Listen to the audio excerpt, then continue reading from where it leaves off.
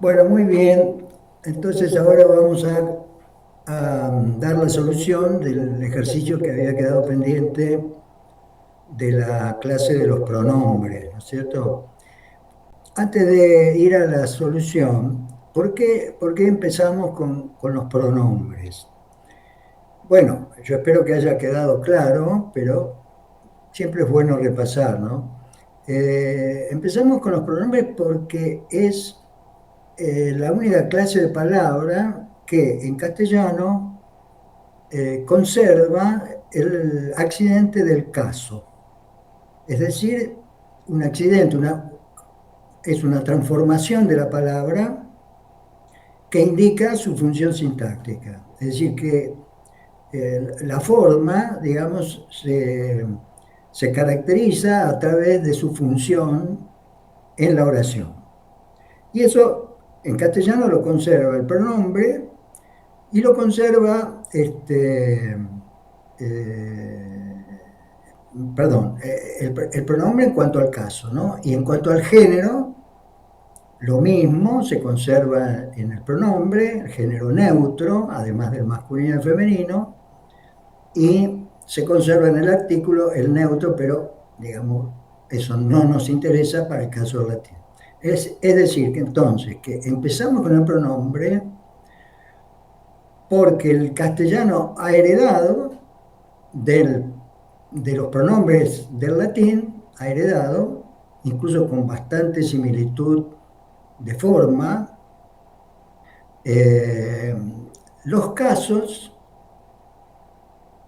por lo menos algunos de los casos del latín, y ha conservado el género neutro también en los pronombres, ¿no? Entonces esos dos rasgos hacen que nos resulte, digamos, bastante sencillo, si se puede decir, entender y traducir estas breves oraciones que yo les he puesto, inclusive en cuanto a los verbos, porque los verbos, digamos que son verbos que yo he buscado para que suenen, digamos, semejantes a verbos castellanos derivados también del latín. Es decir, que en las oraciones que seleccioné estamos con un vocabulario, digamos, en principio muy familiar y con accidentes marcados, o sea, con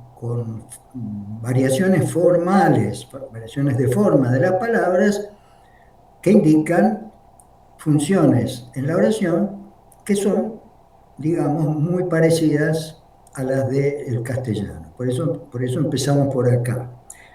Aclaro que no es lo habitual, esto es digamos, una innovación, digamos que en alguna medida yo estoy experimentando. En general se empieza con los sustantivos, de acuerdo con las vocales temáticas, bueno, ya lo iremos viendo eso. Pero yo he optado en esta ocasión por arrancar con los pronombres por estos dos motivos que les dije. Y yo espero, justamente en la próxima clase, vamos a tener la posibilidad, después de la clase, de dialogar un rato. Ya hemos acordado con quien coordina el curso, que después de la hora de clase hacemos una media hora de diálogo, sobre todo porque se cumple el primer mes y yo quisiera ver de parte de ustedes cómo van con el curso, ¿no? Entonces, vuelvo al ejercicio. En este caso yo estoy proponiendo, digamos, una entrada al fenómeno del caso y en alguna medida del género, porque nos aparece el neutro, ¿no? Pero sobre todo el fenómeno del caso lo estoy abordando desde el uso de los pronombres en el cual el castellano conserva el fenómeno del caso, ¿no? Entonces, primera oración, te ego video, ¿no es cierto? Te ego video. Bien, eh, tenemos la oración en una de las posibles secuencias del latín. Es decir, la oración podría estar formulada tal como la pongo acá, también podría ser ego te video o video ego te, en fin, no sé si todas, pero varias combinaciones de orden. ¿Por qué? Y porque te está marcado claramente con la forma de objeto directo respecto de un verbo video que es transitivo. Recuerden siempre esta cuestión, ¿eh? El verbo, lo primero que tengo que saber es si el verbo es transitivo o intransitivo, ¿eh? O si es ambas cosas, porque puede ser que sea ambas cosas, ¿no? Entonces, si es transitivo, puede llevar objeto directo y si es solo transitivo, tiene que llevar objeto directo. Y ego no puede ser el objeto directo porque está con la forma que le asigna la función de sujeto. Es decir, dicho en latín, te es un acusativo, objeto de video, ego es un nominativo, sujeto de video. Y eso está en la forma, más allá de que obviamente también está en el sentido de la oración, ¿no? Eh, no puede haber, no puede haber contradicción entre forma y sentido, ¿eh? Si hay contradicción, alguna de las dos la estoy leyendo mal, digamos, ¿no?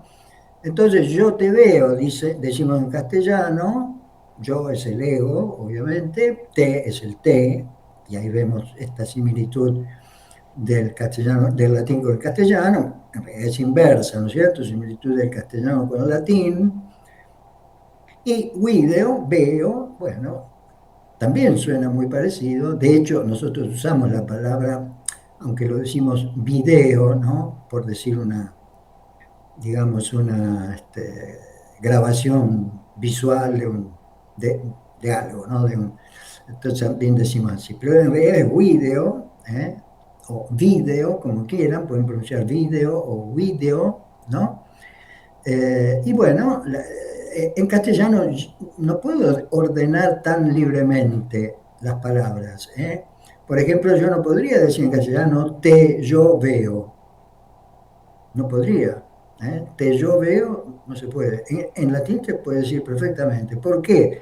Porque está marcado como, como con el caso cada una de las dos primeras palabras. Para el castellano no basta la marcación, sino que hay que ponerlas en un cierto orden. Es decir, están marcadas, el yo está marcado como sujeto, el te está marcado como objeto, el verbo evidentemente está concordado con el sujeto, pero no lo puedo poner en cualquier otro orden, ¿eh? Y eso indica que para el castellano el orden de las palabras es indicativo de la función de las palabras. En latín eso se da mucho menos. Es más importante la marcación formal del caso, es decir, la forma que tiene la palabra de acuerdo con el caso en el que está. El caso en el cual está indica su función, ¿eh? Me, tu, vides, ¿eh?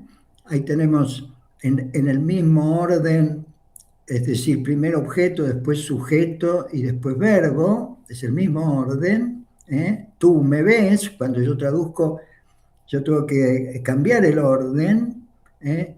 Porque en castellano no puedo mantener ese orden, ¿eh? Tú me ves, o podemos decir en español nuestro de la Argentina, vos me ves, porque nosotros traducimos el tú del latín, lo podemos traducir como tú a la española, por decir así, o como vos de nuestro río platense, ¿no? Así que tenemos, ven la secuencia marcada morfológicamente, el me como acusativo, el tú como nominativo y el verbo concordado con ese tú, por eso dice we, des, ¿no? Es la segunda persona singular, ¿no? cambiamos en la tercera oración, nos te videmus, nos te videmus. Sigo con el mismo verbo, el verbo video, ¿no es cierto? Y cambio el orden ahí, ¿no? Podría haber mantenido el orden, ¿eh? O sea, podríamos haber puesto te nos videmus, ¿no?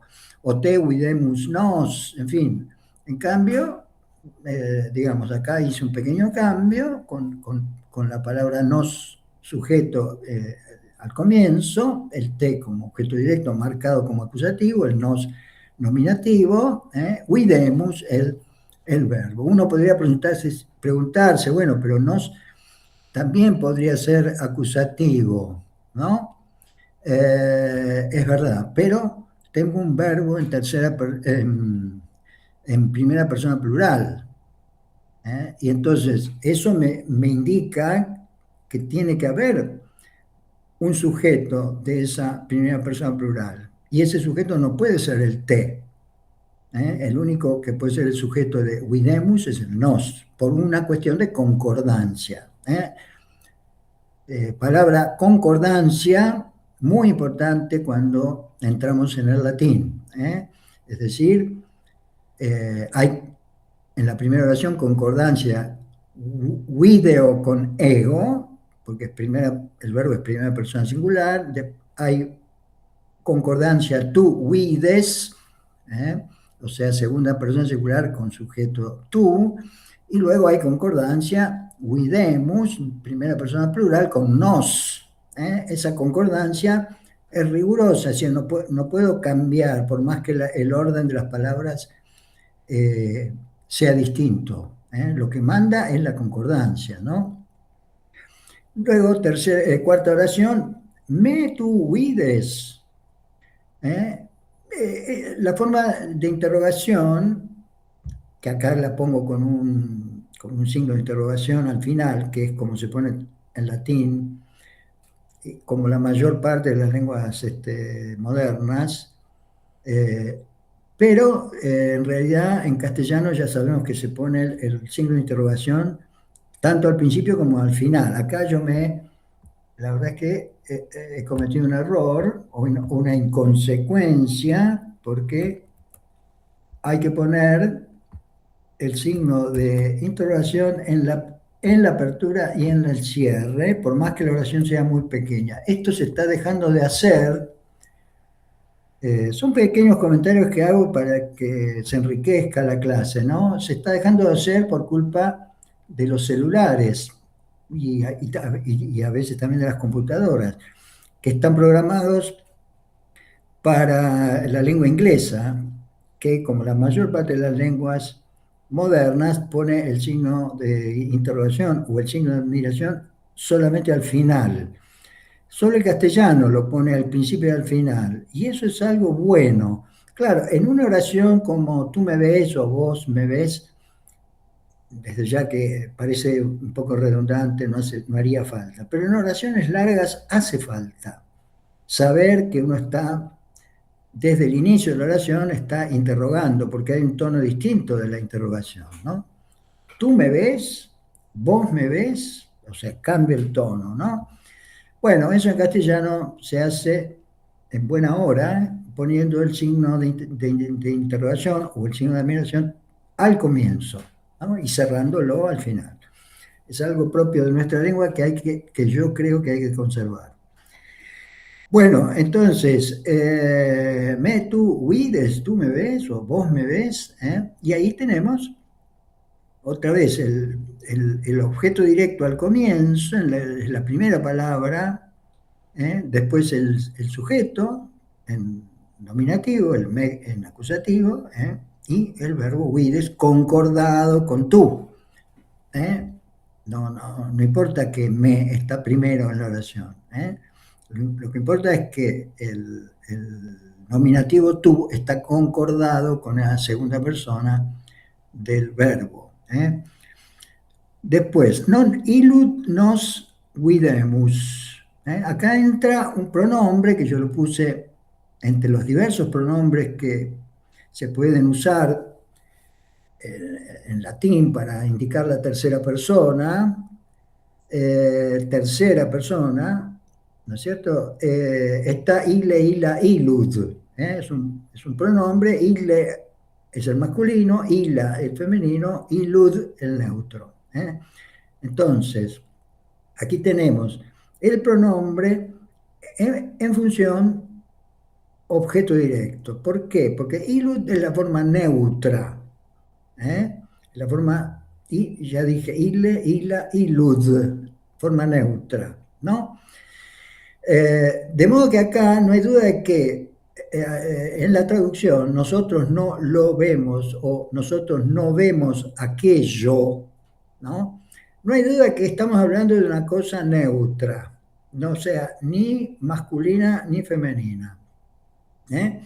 Una cosa que puede ser, qué sé yo, manteniéndonos dentro de los ejemplos que estamos dando, por ejemplo, templum, que es una palabra neutra, quiere decir templo, ¿no es cierto? Entonces nosotros no lo vemos, se sobreentiende el templo, por ejemplo, o alguna otra cosa que sea neutra, ¿no? Si quisiéramos poner allí una persona femenina, sería non illum, ¿eh? Nos videmos, nosotros no lo vemos a él, ese sería illum. Y si dijera una persona femenina sería non illam nos videmus, nosotros no la vemos a ella, ¿no? Es decir, tenemos tres posibilidades ahí en la función objeto directo, que puede ser illum o illam o illud. ¿eh?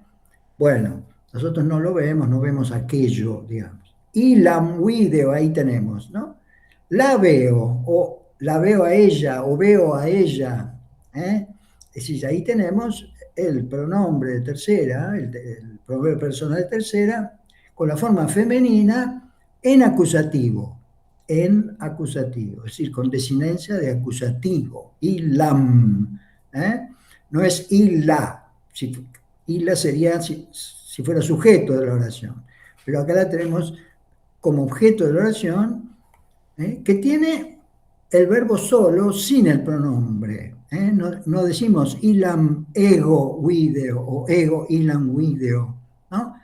¿Y por qué no lo decimos? Y porque en latín es tan correcto como en castellano, omitir el sujeto, es decir, no declarar el sujeto tanto en primera como en segunda persona, tanto en singular como en plural.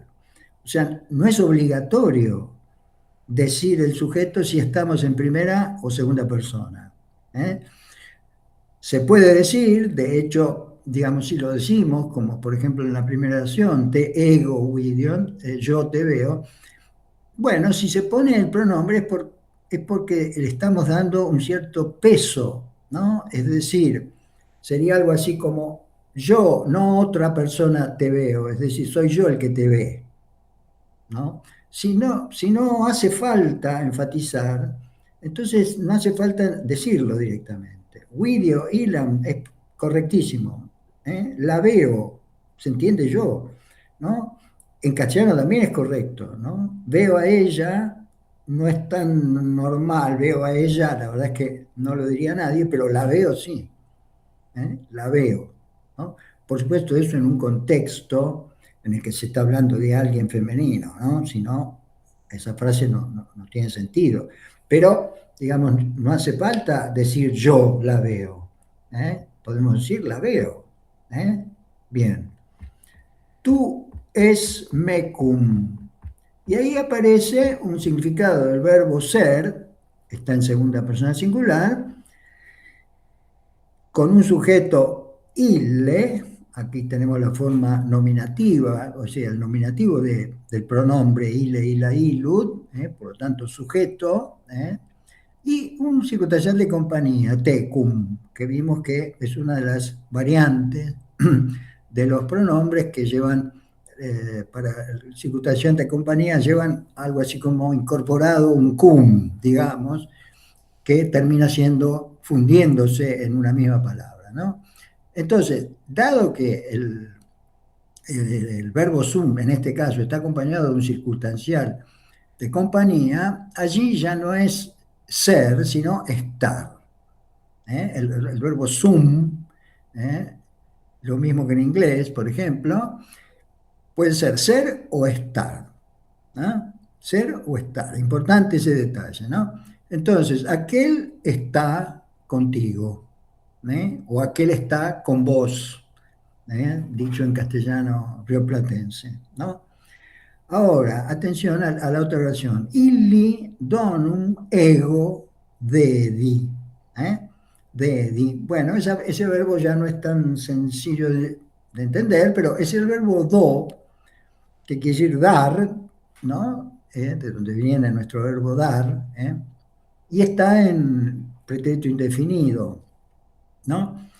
Entonces, atención, ¿cuál es el sujeto? Bueno, de acuerdo con la concordancia, una vez que uno sepa los verbos, por supuesto, el único sujeto posible es ego, porque dedi es forma de primera persona singular, del pretérito, en latín decimos pretérito perfecto, ¿no? Entonces, el único sujeto posible es ego, ego dedi, yo le di, yo le di. ¿A quién? Illi, a él. Acá tengo un dativo, ¿no? La forma de dativo del pronombre ile, ila, ilut es única para los tres géneros. Es decir, que esto puede ser traducido, yo le di un regalo a él, illi, o a ella. Es igual, la forma illi puede ser para él o para ella. ¿eh? Eh, en teoría podría ser neutro, pero darle un regalo a un objeto neutro es un poco raro en cuanto al sentido, ¿no? En sentido figurado podría ser, volvamos al templum, por ejemplo, yo le di un regalo a él, sería el templum, ¿no es cierto? Pero nosotros ahí no tenemos una forma neutra en esa función, ¿no? Para el pronombre de tercera. Así que da lo mismo, ¿no?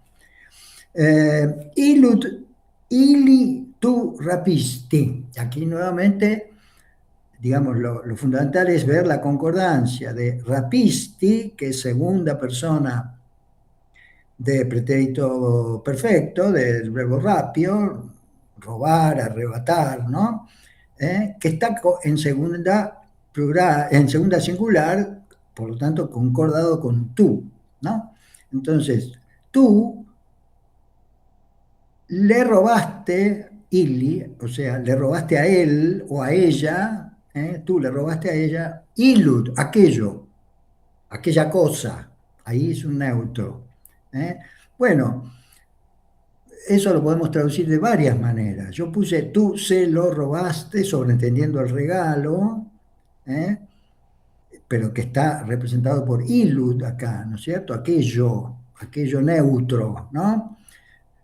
O vos se lo robaste, o vos le robaste aquello, o robaste aquello a él, todas variantes posibles.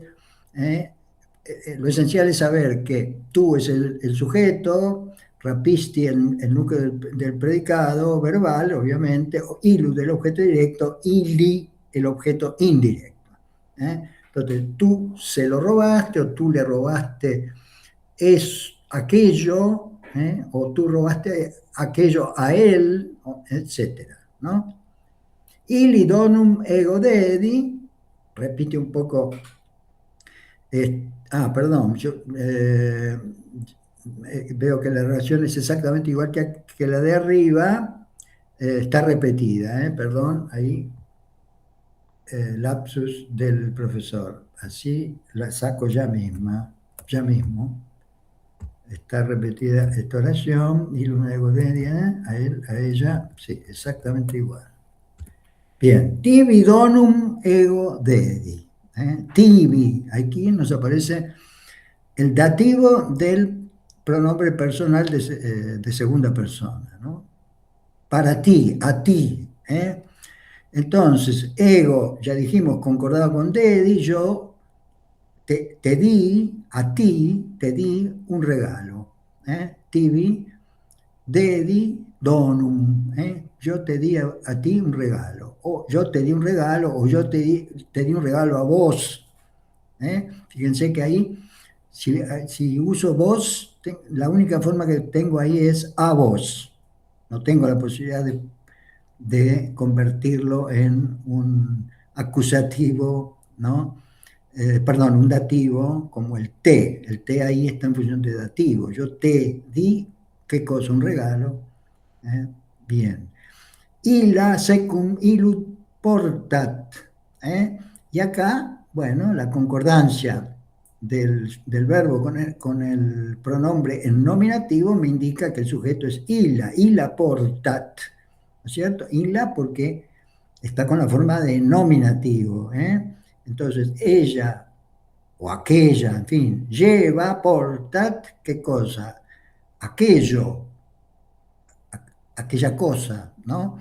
Neutro, ¿eh? Que puede ser el regalo, ¿no es cierto? Por lo tanto, podemos decir, ella lo lleva, illud porta, lo lleva, secum, consigo. Acá tenemos circunstancial de modo, podríamos decir en este caso, ¿no? ¿Cómo lo lleva consigo, digamos, ¿no? Eh, Bien, y la secum illud portat ya está traducido, lo lleva cosa. Mi illud tu rapisti. Aquí otra vez tenemos el tú concordado con el verbo. Tú arrebataste, tú robaste aquello. A mí, dativo del pronombre de primera persona singular, a mí, para mí, ¿no? Entonces tú me lo robaste, es decir, en la función dativo, objeto indirecto, lo, illud, en la función acusativo, objeto indirecto, ¿eh? Tú, nominativo, sujeto, concordado con portat, perdón, rapisti, illud, mi, illud, tú rapiste, tú me lo robaste, vos me lo robaste, esa cosa, ¿no? Illud tibi y la porta, illud el neutro, ¿no es cierto? Objeto directo, porque está con la forma de acusativo, tibi, dativo, objeto indirecto, illa, ¿eh? El sujeto concordado con porta. Ella te lo lleva o ella lo lleva para vos, ¿no? Es decir, tengo un claro sujeto nominativo que lleva illud, lleva la cosa, tibi, para ti, dativo, objeto indirecto. Sibi, ila, illud, servavit, un verbo también en pretérito perfecto, el verbo servo sería guardar, conservar, ¿no? Donde tengo una tercera persona singular y el único nominativo de tercera persona singular es illa, ¿no? Illa servavit, conservó, guardó, illud, aquello, para sí misma o para sí, ¿no? Un detalle interesante.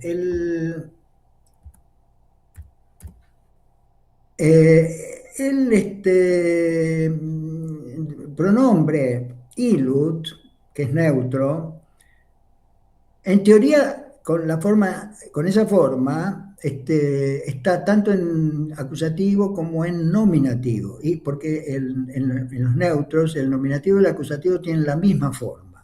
Esto es una gran desgracia, pero ya vamos a ver, pero bueno, es así, ¿no? Es decir, que en teoría illud podría haber sido, a pesar de ser neutro, el sujeto de servavit. Pero ¿qué pasa? El verbo servavit es un verbo transitivo. Necesita un objeto directo. Y ni sibi ni illa pueden ser objeto directo, porque claramente no tienen la forma de acusativo. Estoy tratando de razonar como vamos a razonar muchas veces frente a un texto latino original. Obviamente estos no son textos latinos originales, ¿no? Es decir, que ilus no puede ser más que objeto directo, porque el verbo necesita el objeto directo y la única palabra con forma de objeto directo es illud. ¿Eh? Entonces ella lo guardó para sí mismo o para sí. ¿Eh? Bien, después tenemos vobiscum nos sumus. Vobiscum nos sumus. Acá tenemos otra vez esa forma tan particular de circunstancial de compañía con cum, acompañado de la forma del pronombre, del pronombre, en este caso sería vobis, o vobis, ¿no? Y otra vez allí el verbo, por lo tanto, tiene el significado de estar. Nosotros nos estamos con vosotros, con vosotros. Voy corrigiendo a medida que avanzo porque errores se me han escapado.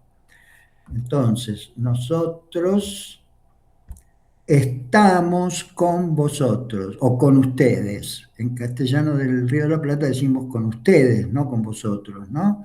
Entonces, nos, ¿por qué es el sujeto seguro? Y porque está concordado con sumus, es decir, sumus necesita un sujeto, o digamos, eh, en todo caso, digamos, en el contexto, tiene declarado un sujeto, porque atención, ya dijimos que no es obligatorio. Esta frase podría ser vobiscum sumus, sin el nos. Perfectamente podría ser, ¿no? Estamos con vosotros. Esto podría ser hasta una fórmula, digamos, de aliento, ¿no es cierto? A alguien que se dirige a un conjunto de personas, y le dice sumus vobiscum, ¿no? Estamos con vosotros, o estamos con ustedes, ¿no? En el sentido de los apoyamos, ¿no? No haría falta el nos. Bueno, pero en este caso apareció el nos y el nos no puede ser otra cosa que sujeto del sumus, por la forma que tiene, ¿no? Y, siguiente oración, ille secum portat donum, ille secum portat donum, aquel o él lleva un regalo, portat donum, secum, consigo. ¿Eh? Es decir, claramente el verbo está en tercera singular, ninguna otra palabra más que ille tiene la forma de nominativo, encima en este caso está al comienzo de la oración, o sea que también la posición, ¿no? La tiene. Pero como dije, esta oración podría ser puesta exactamente al revés, o sea, donum, por ejemplo, donum secum portat ille. Tranquilamente, eso es una oración completamente normal en latín y no cambiaría en absoluto el sentido. Es decir, siempre sería él lleva el regalo o un regalo. Acá viene el bendito asunto del artículo, el regalo o un regalo. No hay artículo en latín, por lo tanto, en el contexto hay que ver si es un regalo o el regalo. El regalo si se ha hablado de un regalo y por lo tanto decimos el regalo, pero si no se habló de nada, como puede ser en este caso, podría ser un regalo, ¿no? Es exactamente probable tanto una cosa como la otra. ¿Eh? Lleva entonces el regalo o un regalo secum, consigo. Tibi ego donum porto. ¿Eh? Es decir, verbo en primera persona singular, por lo tanto, sujeto ego. La forma ego me indica nominativo, sujeto, concordado con porto. Porto es un verbo transitivo, donum claramente tiene la forma de acusativo, y tibi tiene claramente la forma de dativo, o sea, objeto indirecto. Yo llevo el regalo para ti, para vos, o también sería yo te llevo el regalo. Esto se podría traducir así también, yo te llevo el regalo, te con el sentido de dativo, de objeto indirecto. Y finalmente, el último ejemplo, vobis illa donum portat, donde el verbo portat en tercera persona tiene un sujeto claramente nominativo, illa, ni vobis ni donum, digamos, son candidatos a ser sujeto de portat. Illa, sí, con la forma nominativa singular, ella lleva, ¿qué cosa? Donum, otra vez. Tiene que, en este caso, el verbo transitivo, digamos que requiere un objeto directo, porque si no, no podría, diríamos, formarse la palabra. Si yo sacara donum, sería ella lleva para vosotros o para ustedes. ¿Qué cosa? O sea, sería incompleta esa oración. Justamente, y ya a propósito de esto, digamos que los casos con los que estamos trabajando y con los que vamos a trabajar a partir de la próxima clase, son casos de los llamados rectos, o sea, nominativo, vocativo, acusativo. Sí, esos tres casos son casos que son requeridos para que se forme la oración, ¿no?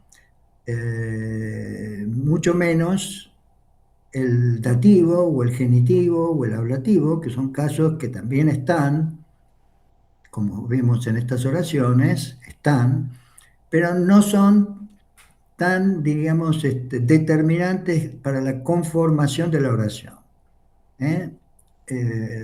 Estos tres primeros casos que estoy nombrando, nominativo, acusativo y vocativo, acá en estas oraciones no he puesto vocativo, pero la próxima clase vamos a tener justamente oraciones con vocativo, que es el caso apelativo, el caso con el que se usa para llamar a una persona cuando uno le habla a alguna persona, ¿no?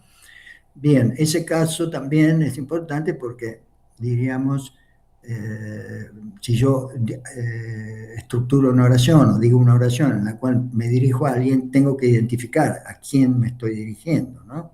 Entonces, es otro de los casos que son requeridos para la conformación de la oración, ¿no? Bueno, esto, digamos, era, como digo, la solución del ejercicio que ustedes espero hayan hecho correctamente. Eh, y, digamos, a esto yo simplemente agregaría que para la próxima clase vamos a dedicar, después de mi clase, digamos, teórica, o sea, este próximo miércoles, digamos, una media hora para poder dialogar con nosotros, conmigo, digamos.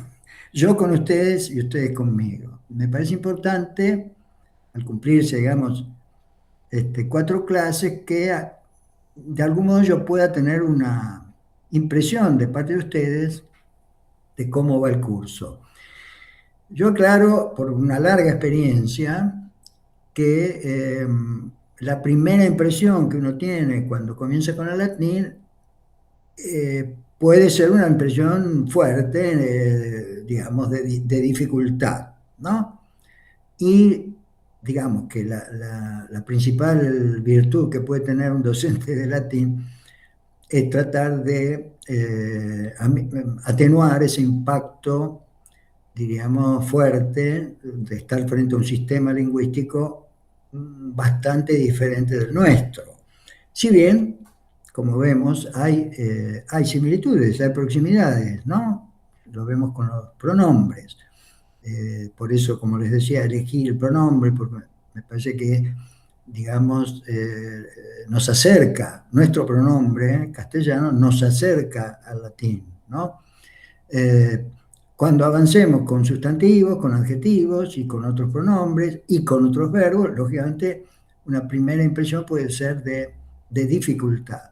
Bueno, digamos, mi esfuerzo está en que ustedes no se asusten, por decir así, en que ustedes vean que en realidad van progresando, que los ejercicios que van haciendo los van resolviendo cada vez mejor. El proceso es lento. En general, digamos, un primer curso no requiere menos de 4 meses, digamos. Es decir, 4 meses es lo mínimo para poder leer con alguna fluidez y entender pequeñas oraciones originales, no como estas que son preparadas por mí, sino oraciones de autores antiguos que merecen un comentario más allá de lo gramatical, que es un poco el objetivo de estudiar el latín, ¿no es cierto? O sea, estudiamos el latín en principio, o sea, por lo menos entre los objetivos que yo me trazo, no para hablar ni para escribir en latín, sino para entender textos antiguos, ¿eh? O sea, textos clásicos, lo que se llama textos de la antigüedad, o textos también de la tarde antigüedad o medievales cristianos, eso también. Es decir, cuando uno accede al latín clásico, al mismo tiempo está habilitado para leer textos de lo que se suele llamar latín cristiano, ¿no es cierto? Es decir, los textos de los primeros padres de la Iglesia o la traducción al latín del Nuevo Testamento y del Viejo Testamento, en fin, esos textos capitales de la cultura cristiana en latín, algunos de ellos traducidos del griego al latín, también son accesibles estudiando el latín clásico, ¿no? Pero, digamos, nuestro vínculo con el texto antiguo es un vínculo de lectura, ¿no es cierto? Acá apuntamos a poder entender, ¿no es cierto?, los textos que, que digamos que de algún modo tienen un significado importante en la historia de la cultura occidental, ¿eh? Por eso nuestro interés, ¿no es cierto? Entonces, bueno, yo diría que estas pequeñas oraciones que vemos al comienzo eh, tratan de ser un modo de acercamiento gradual, este, progresivo, pero está muy claro que no nos vamos a quedar acá, ¿no es cierto? Es decir, que estamos apuntando a llegar a la lectura de textos de las diversas épocas que produjo el latín y que tienen, como digo, importancia cultural muy significativa, ¿eh? Bueno, entonces dejamos aquí, les agradezco la atención y espero que les haya ido bien con el ejercicio. Nos vemos el miércoles, como digo, con media hora más para poder conversar un poco de cómo vamos. Gracias.